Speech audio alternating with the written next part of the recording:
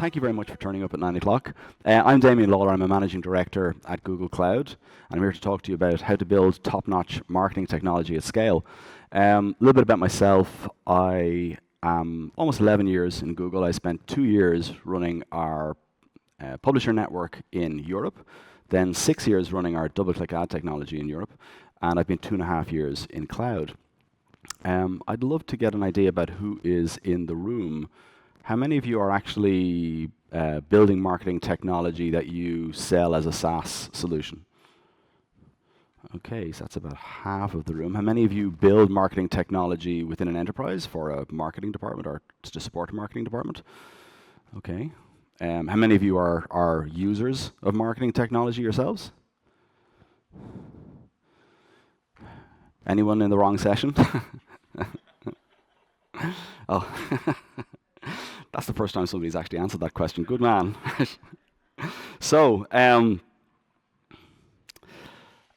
this is a really, really exciting space. The number of ad tech and MarTech companies, we talk to either chief MarTech or to Luma, you know, the famous Lumascape that is getting, like, as more and more companies get launched, the size of everybody's logo gets smaller and smaller.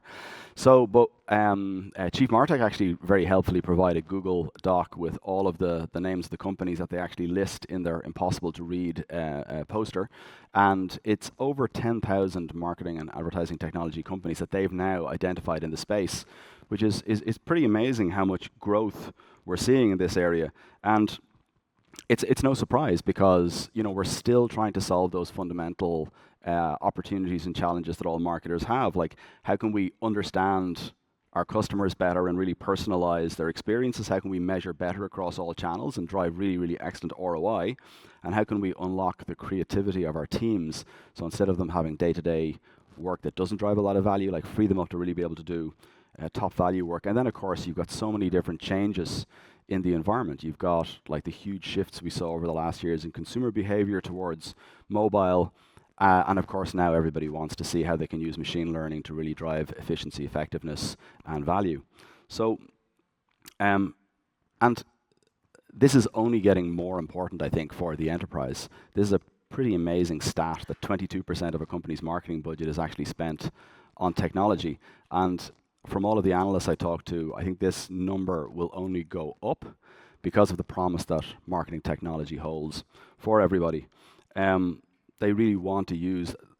There's a really fascinating set of trends happening about how CMOs and CTOs and CIOs, how that is converging. There's another stat about how, like, CMOs are actually controlling more and more of an enterprise's technology budget because the enterprise sees how this technology can actually drive top-line revenue and growth for the company. So that's very, very interesting to us here in Google Cloud. Obviously, not only are we talking to CTOs and CIOs, but we're now actually looking to talk to the business line folks and show how Google Cloud can drive real business impact for them. So here's some of the opportunities and challenges that we hear from people like you that we need to address when we're thinking about building marketing technology. So obviously creating tools to allow marketers, your customers, to meet their needs.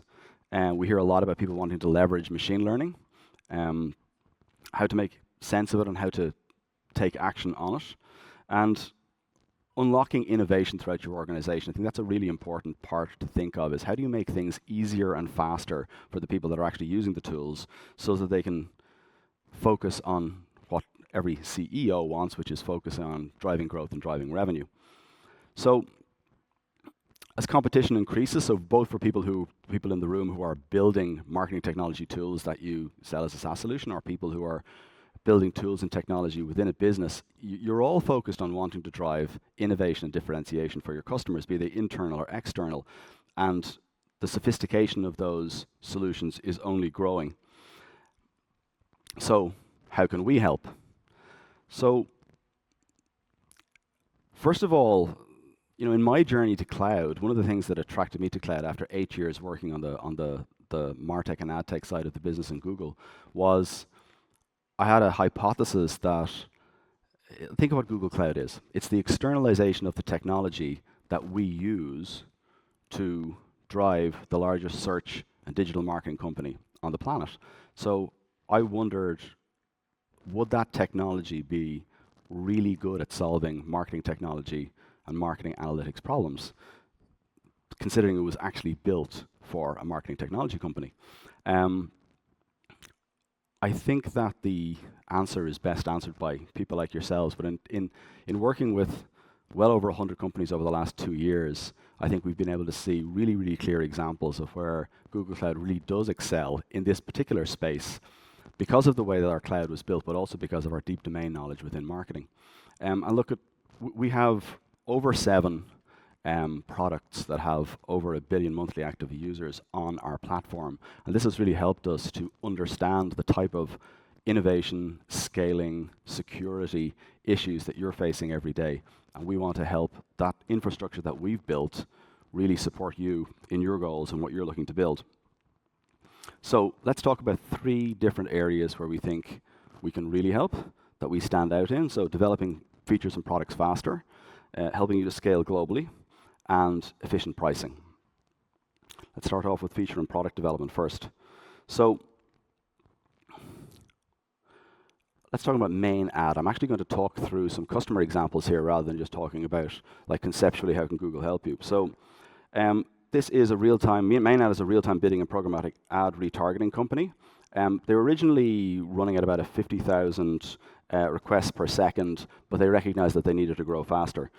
And in moving to Google Cloud, the important part was actually the impact on their business outcome. They were actually able to improve their bidding accuracy by 75%. And obviously, being a performance management company, performance marketing company, that made a huge difference to both what they were able to provide to their customers and also their own business outcomes. They launched a new platform on Google Cloud focused on AI and machine learning. And in doing that, they were able to apply real-time predictive analytics to ad retargeting. And again, very, very significant impact on their conversions, which is a big part of their business, big part of their growth, and how to make money for themselves and for their customers. In terms of scaling globally, I've, on a number of occasions, actually shared the stage with Dan from Infectious Media, and I think his story is pretty fantastic. He actually, he pretty gleefully talks about the fact that he originally built the technology infrastructure on a different cloud, and then just could not scale, and actually made the decision that I haven't come across. Actually, I'll just ask the audience. He actually moved from cloud back to on-prem in order to be able to deal with some of the performance issues he was seeing. And I'm just asking, has anyone else done that? Have you moved from cloud back to on-prem? It's not a direction we see a lot of people go. He explained the logic of it in terms of he did actually solve his performance problem, but all that happened was that he then had a gigantic scaling problem. And the scaling problem was that his cost started scaling linearly back when he was on-prem. So he actually hit a point where they really wanted to launch in APAC, in Asia, and they knew that was going to be a huge, huge growth in their business. And so they were caught in this dilemma of whether they were going to launch on-prem and then migrate to Google Cloud, or whether they would actually move to Google Cloud and then launch. But they knew that there was a huge amount of revenue and business that they'd lose if they either made a mess of it or if they delayed too long. So we were able to convince them that they could actually do both in a very, very short period of time. And they, it went very, very well for them. They actually migrated their entire business in a week with no downtime, then launched in APAC, which quadrupled their business. And one of the most amazing stats about that is that at 4x the size, so they went from 35,000 transactions per second to 4 times that after launch in APAC, their cost base remained the same compared to what they'd been on-prem. So they were absolutely delighted with both the performance, the scalability, and the cost. So actually, and that's the next area that I want to talk about, efficient pricing. So it's moving to the cloud is not all about saving money, but we do recognize that efficient pricing is a very, very important part of your business model. So, and we want to think of it in terms of, by providing efficient pricing that you only pay for what you use, that gives you more resources that you can reinvest in your business and reinvest in growth. So Norex, Also programmatic advertising platform, also totally focused on scalability and speed. And they wanted to build out their real-time bidding functionality powered by machine learning. Here, they moved across and they got an immediate 30% reduction in cost, which they were then able to reinvest in the growth of their business. They actually said that although that was great, that one-time cost reduction was fantastic, what they appreciated even more was their freeing up their precious developer resources from doing operational tasks and getting them to actually be able to develop the tools and the technologies that were actually going to drive growth and revenue for their business. So it's the combination, I think, of the freeing of resources, that losing of the opportunity cost, and then of course there is a cost benefit, obviously, of moving to the cloud. So what does this mean for your business? So we've built our cloud to be hyper efficient, very security conscious, scalable for ourselves, and we now want to bring that to you and help you transform the way you can build your own marketing technology. So at this stage, I'd like to invite my good friend Sudhir Hasba, who's the PM Director for Data Analytics, to the stage to go even deeper on what we can do to help you to build out top-notch marketing technology. Thanks, Sudhir. Thanks, Damian. So as Damian said, I'm Director of Product for Data Analytics at Google. I've been here around 9 months. Prior to this, I was VP of Engineering at Zulily. I built all the data platforms there. I owned ad tech, merchandising tech, product pricing, all of that stuff. And I've built all of that over 3.5 years at Zulily. So I'm happy to share some of the experiences from my past as part of this session. But before that, let's actually go and talk about Google Cloud and what are the key areas that we try to go ahead and help our customers, right? One is the whole marketing tech is all about big data.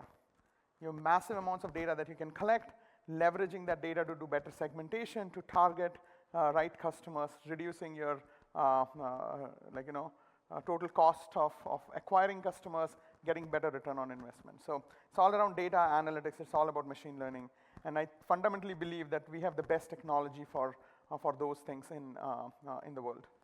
The other thing is being open and having an open source based technology or being an open cloud is super critical, because all customers do want solutions that can run in multiple environments, right?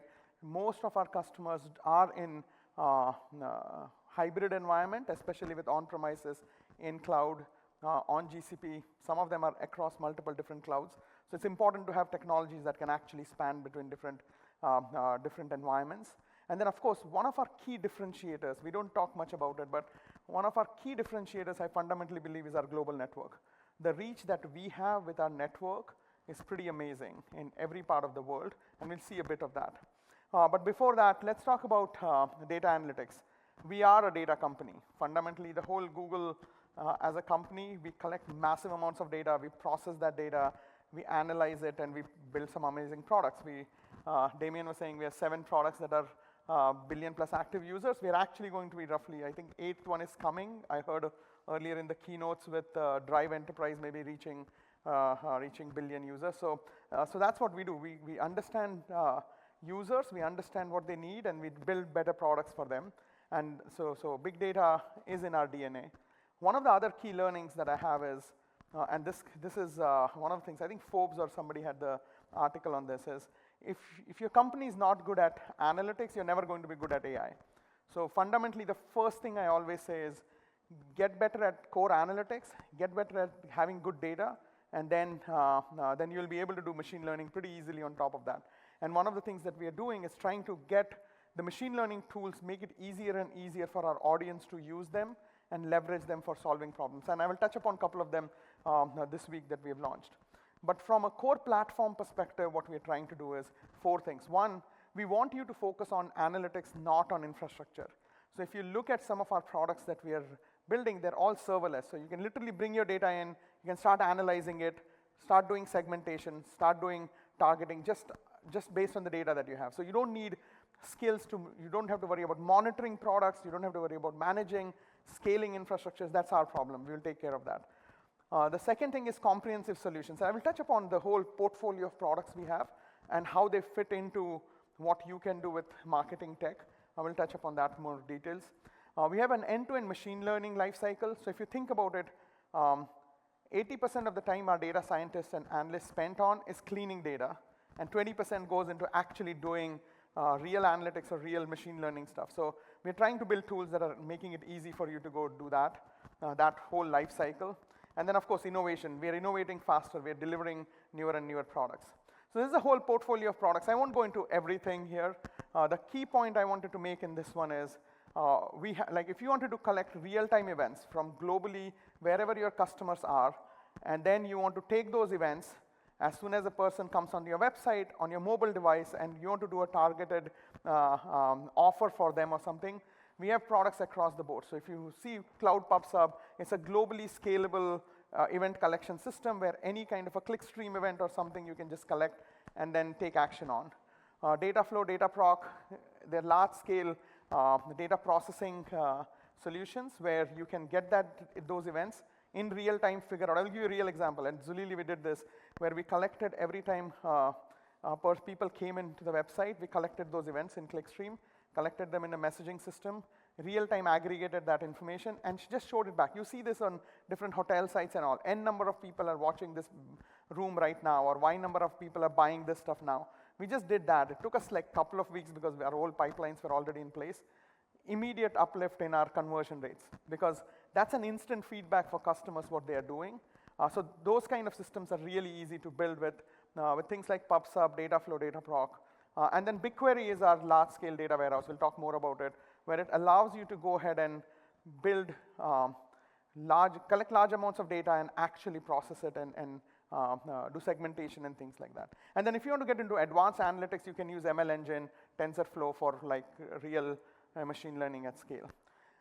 Here's our database portfolio. Again, I'm not going to do a lot of talk on specific products, but the most important thing I would say is, as I said, BigQuery, large-scale data analytics you can do in that. The other side of thing is if you're looking for a globally scalable relational database which can be consistent across the globe for your transactions, Spanner is the solution. Like Spanner can scale globally. A lot of our internal systems actually leverage Spanner for the consistency across the globe. So that's one of the products that you should absolutely look at. But let's talk about BigQuery for a second, because that's where we have key innovations. So a lot of internal analytics that we run in Google all runs on something called Dremel. There's a Dremel paper externally. BigQuery is an externalization of the same technology. So first of all, you will use the same petabyte scale cloud scale data warehouse that we internally use for all our analytics, you will use in your enterprise. So that's one key thing. The second key thing here is it's highly secure. It allows you to do real-time streaming directly into the data warehouse. So you can collect events and at the same time ingest it directly into the warehouse and do real-time analysis. Somebody checks into the hotel and you want an analyst to know that instantly within under a second, you can collect that, put it into BigQuery, know what it is, and take actions on it. So those are the kind of scenarios you can enable with this. Fully managed and support standard SQL. So most of your analysts would know some form of SQL, and if they can use SQL for general analytics, BigQuery is readily available for that. One of the things with BigQuery we have done is we're making it really easy for you to get your advertising information, data from different ad channels and all, especially with Google, easily into BigQuery. For example, most of our customers already use Google tech like AdWords, DoubleClick, YouTube, Play Store, all of these different things for advertising. All that data with few clicks, you can literally pull it into BigQuery. And so that's one thing. And then if you have some of the data, like we have a lot of companies that use Drive with sheets and all to create like some campaign information and stuff like that, which is like a master information. So if it is there in Drive, we can just connect to it without even pulling it into BigQuery. So we do both federation, which is like connecting to external sources, but also moving data into BigQuery easily so that you can analyze this at scale for you. Other than that, we literally believe in democratizing insights. What we do is, if you build, like if one of the analysts has built segmentation, a query to go ahead and segment your customers into high value, low value, medium value based on, let's say, their lifetime spend, you can go ahead and share that with every other analyst within the organization using the query sharing capability. You can build Data Studio, how many of you have tried or used Data Studio? Yeah, if you haven't, you should absolutely try it out. It's absolutely free. The second thing is, it has the latest thing that we announced with Data Studio is pre-built gallery of reports. For example, if you're using AdWords for advertising, there's pre-built like report in the report gallery that shows you all your ad spend analysis and stuff like that. But one of the things you can do is just take that and connect with BigQuery to start analyzing more in depth what it is, visualize it, and share it with your customers or within your organization with folks. One of the things people do a lot with Data Studio is they build those reports and actually share across organizations. So you can take a report, share it with other people. They can use their login to see what is relevant to them and stuff like that. So really powerful tool. Sheets integration, and one of the most important things is we have a huge partner ecosystem that also allows you to get data into BigQuery and analyze it and stuff like that. So as I said earlier today, in my introduction, I was at Zulily. I was VP of engineering there for 3.5 years. I built most of the data systems. Before that, let me talk about Zulily. Zulily is an online retailer, fashion retailer. We launched 9,000 products every day. They lasted on the site only for 72 hours. So there is a sense of urgency to come and buy stuff because the deals go away. It's a daily deal site. More than 5 million active users when I left. It's a public number. And then, what was that? We used to have millions of people coming every day, visiting the site, trying to look for different offers and stuff like that. There are a few things which were really critical, right? When you have that many people coming in, that many products launching, it's not a search-based site. It's basically a personalized discovery kind of an experience that you give people. You have to show a person what is relevant at the right time, at the right moment, at the right price. Because if you don't do that, there's no way of searching through the catalog, which is so volatile. It's not a fixed catalog system. So one of the things that we did, which was collect all the data from our catalog, from all the different vendors, and actually go ahead and personalize the whole website based on what people were doing in past, and leverage machine learning for doing a lot of that stuff. The second thing was, we had 500 merchants or so, like really large merchant population that was responsible for bringing the right products in. We had to be able to give them right insights in real time. Which customers are buying what kind of products, and how do you optimize that in real time? What should be the right prices and stuff like that? So that was there. How do you make better marketing decisions? Like the key thing was, how do you keep the growth on? Within 6-7 years, we were like multi-billion-dollar like company, and that growth rate was really high. How do you get more customers in? How do you do better segmentation? Especially reducing your cost of acquisition was a key priority for us. So here is what we did at a very high level. It's a 10,000 foot level thing. The first thing we did was, we realized when we started on the journey, we need a single source of truth for our customer. So what we did was, first we went to BigQuery. We tried a lot of different technology options, on-premises option. We tried open source stuff like Hive, Hadoop clusters and stuff like that. What we realized was all of them were not fast enough. We needed interactive level analytical capability for our analysts, right? They're not going to sit there for 25 minutes, 30 minutes, fire a Hadoop query, and then come back and then get a coffee, come back. It doesn't work. Like they were very clear, like our marketing analytics team was like, no, we need interactivity that is there, otherwise it's not going to work. So we leveraged BigQuery for all of that. And BigQuery, we created some key data sets. There's one data set which was all about customer. So we had all the customers or members that we had. Members are customers who haven't bought anything yet. Everybody had a row. We had all the information for them within a single row. And it was like, how many times have they bought? What have they bought? What's total money? All that was in a single row that we could get. All their activity was in a related table. So that means you had user, you had all the activity, all the product and all was dimensional, so it was already there. And then we created, so that was one key thing, like everything about your customer. There's a lot of talk about CDPs now, customer data platforms and stuff like that. It's fundamentally just a central place with all your customer activity information. Once you have that, now you can do segmentation. You can say, hey, tell me all the customers that have come in last 7 days multiple times. Tell me all the customers that came multiple times last week and haven't come back again. So we were able to create these dynamic segments in BigQuery at scale. And we means like the analyst team and marketing analyst team could start creating those and start segmenting them. Because previously what view we had was, hey, we have a lot of customers And we send them emails, and that is it. Like, everybody gets an email and stuff like that. But this allowed us to do micro-segmentation at the scale we could never do. And so that way, then, those analysts were able to make those decisions, segment them, figure out anybody who hadn't come last week, should we send them an email and remind them, or maybe give them an offer? Or if somebody has been coming consistently, not buying, should we show different products? So those kind of decisions were easier to make at scale. We had like, when I left, it was more than a petabyte scale total data set that we had, but we started collecting a lot of information. The second thing, as I said, we basically collected real-time events from the site. Like, as soon as people landed on the website, all the activity they did, what products they were clicking on, what products they were buying, what products were going in the cart. We collected all of that information. The statistic, which is interesting, it's actually in the case study. When we started the project, like for real-time collection, we were collecting 50 million events in a day. By the time I left, we were already at 5 billion events a day. So it was a 100x increase in number of events. The thing is, once you start seeing value from data, you want more and more collection, and the data volume just grows. So we went from 50 million to 5 billion a day. We were peaking at like almost 50,000 or 35 to 50,000 events a second.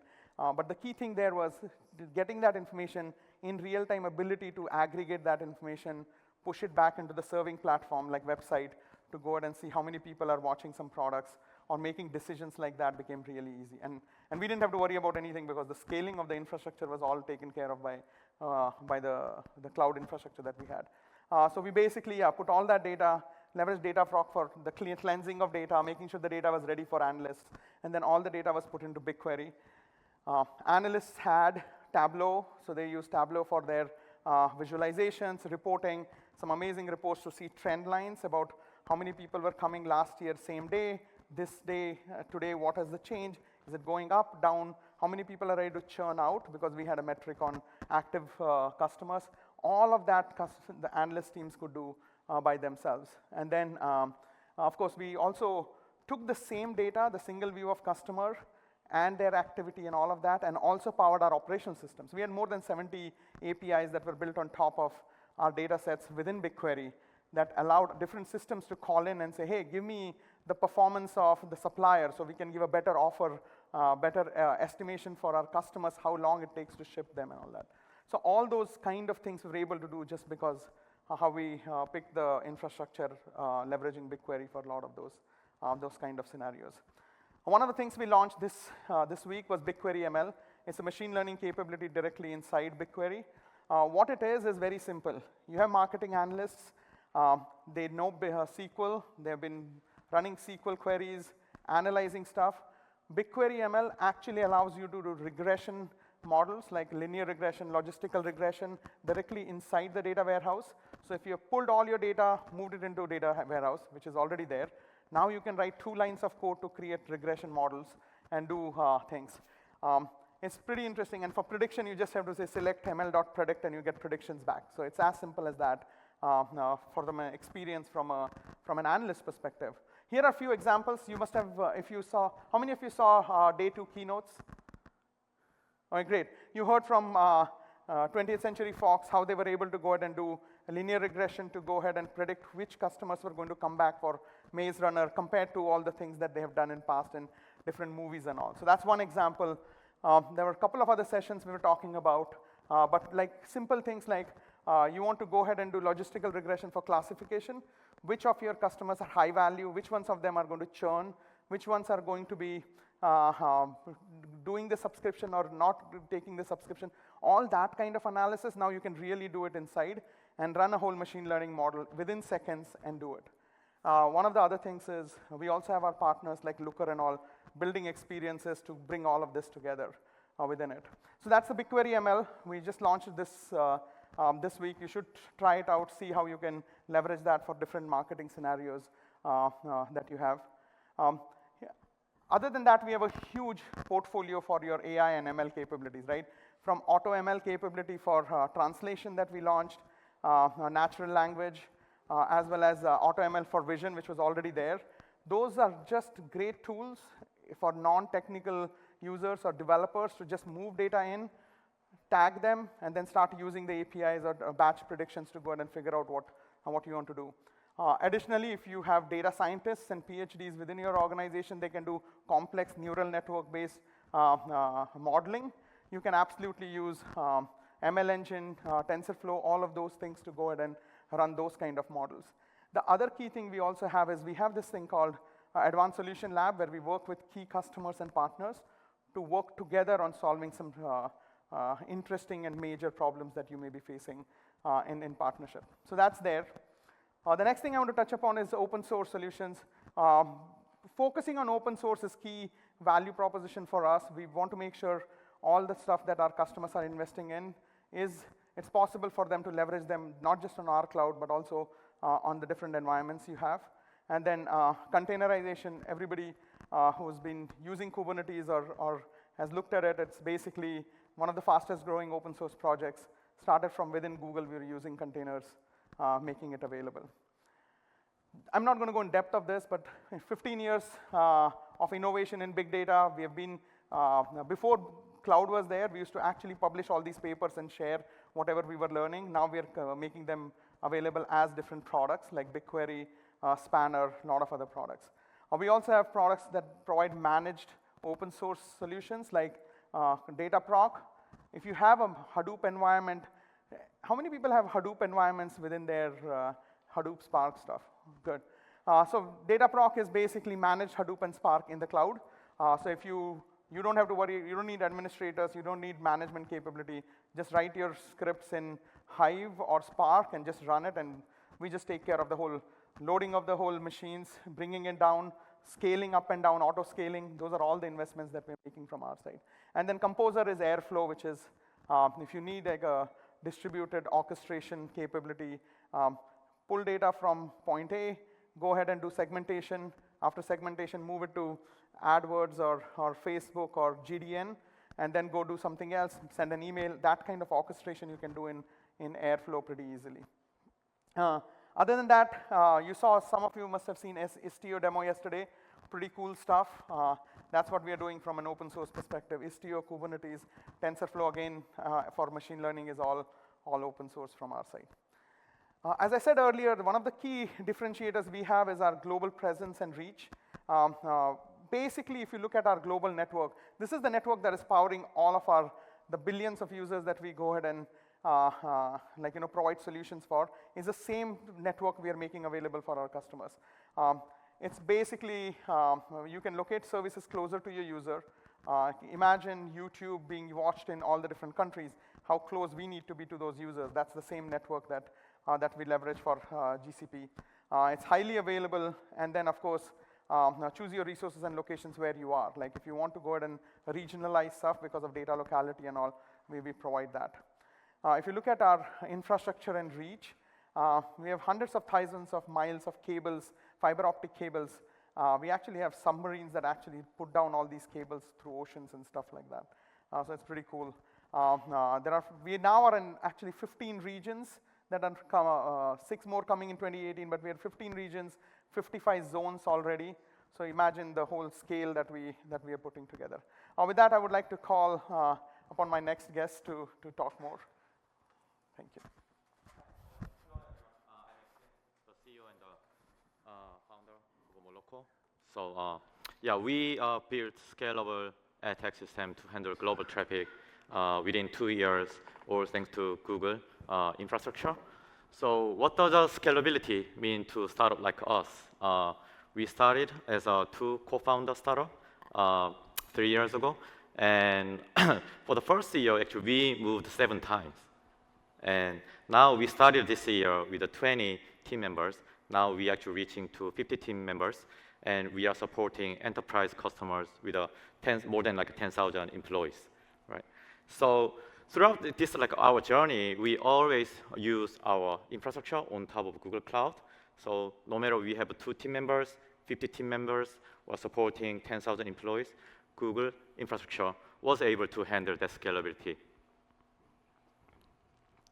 So we overview of Moloco. We are a mobile ad tech company, and our vision is turning your first-party data into the ad performance in a secure and a safe way to give you full control over your data. For last 2 years, we onboarded more than like 60 clients. Our goal for the last 2 years is testing our machine learning algorithm on different countries and different verticals. So we are now running our campaigns on 40 different countries, vertical from mobile commerce, ride sharing, food delivery, to all different kind of on-demand apps. So whenever we meet new clients, well, we are very excited about talking to new clients. A lot of startups turning their idea into the real services, and they don't worry about the server scalability anymore because they are all backed by cloud computing, right? But when we talk to the companies, where they are actually stuck at is a lot of companies has paying for the growth and for their monetization need. And the reason why is, we'll cover this in next slide, but complexity to build mobile marketing and monetization platform is becoming more complex. So Google, as we covered in the previous slide, our goal and Google's goal is to support your need in a fast way. So your growth and business growth cannot be slowed down. So our goal is delivering best modern ad technology within a quarter. So this is what we built for the last 2 years. We now handle more than 600K QPS. This is actually 60 billion daily requests per day. So what 60 billion requests mean is, let's say you build some messenger services with 100 million people. If they text like 600 times text per day, that's 60 billion per day. So this system is basically in a scale of some like a large-scale messenger system in a country. So we manage this kind of a scale of services with 9 infrastructure team members. And on our data pipelines, we run 200 different data flow jobs on behalf of our customers on different verticals. And we handle more than 100 terabytes data per day with 40,000 virtual CPUs. So while we build this system, right, we realize the complexity of a modern ad tech and marketing tech system. So in old desktop Earth, right, what does an ad serving system mean? It's basically content delivery system. You can put your image on your content delivery services, and you can put just simply counter on your web pages. You can count impressions. And if your client asks, you can just count clicks, right? But now actually, your marketing department or your advertiser, they want to optimize for the post-click, post-installation events, right, which is happening on advertiser's domain or advertiser's app. So now, not only actually you just need to serve the ad, but also you need to ingest the data from your advertiser, your client's app. Right? So now you need not only the DSP services, but also data ingestion services. In the meantime, you got to analyze LTV, customer acquisition cost. That needs a lot of big data system, which is a DMP. And also, you need to support internal analytics groups, so which will need analytics OLAP layers, right?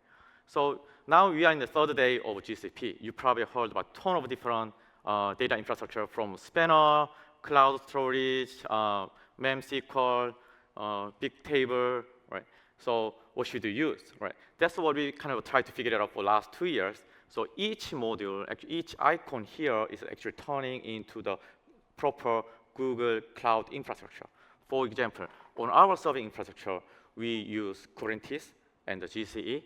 And for the DMP, we actually realized that Bigtable is the most fastest and scalable way to support large-scale ad infrastructure. For the analytics, yeah, we use BigQuery. And for the big data pipeline, yes, we tried several different solutions. We realized that Dataflow is the best one. And at the last, for the brain part, right, smartness, how to optimize for the ad performance, how to deliver the better revenue and better cost optimization for your marketing needs is actually machine learning. And we decided to use TensorFlow. We actually cover more on this one in our last slide. So yeah, this actually shows the complexity of building modern ad architecture. And we actually figured it out all the what is the best solution for this one with Google. And now you can use this system to launch your ad platform or marketing platform like within 3 months. Another actually interesting observation we realized when we talk to our customer is consolidation of a marketing world in global manner. So previously, like when you run advertising campaign, what does it mean? You normally call agencies, right? And hey, can you put our ads on next to 101 or this newspaper? So let's say you go to a different country. Let's say you are expanding to Japan. You normally talk to some big agencies like a Dentsu or some traditional agencies. But what we find very interesting is now actually the top tech companies, they are consolidating their ad planning team and ad execution team in one location or only very handful like regional areas. So for example, one of the largest video streaming company, they run all advertising campaign from Los Gatos. One of the largest like home sharing company, they run all the campaign from San Francisco and Singapore and to cover APAC and global. The reason why is marketing is not only not just about the page views or publications. It's all about the big data. It becomes very hard to duplicate your big data team for every country, right? So that's why actually they are consolidating their marketing big data team and the execution team in a few countries. So now actually, given that your infrastructure serving system got to support global traffic. So the question is now some of the ad exchanges, right? For example, we are also not only partner of the Google Cloud, we are also partner of Google AdX exchanges. They have multiple ad exchange servers across the world to cover the global traffic. Some of the smaller ad exchanges, they only have services in US. Some of the local ad exchanges, they have a server in Japan, in Singapore, right? To figure it out where they are and to connect and to design your infrastructure for this kind of different, the global setup is also time wasting and time consuming. This is not rocket science. This is should not be focus of your business. But it's easily waste your like 6 months or 1 year, right?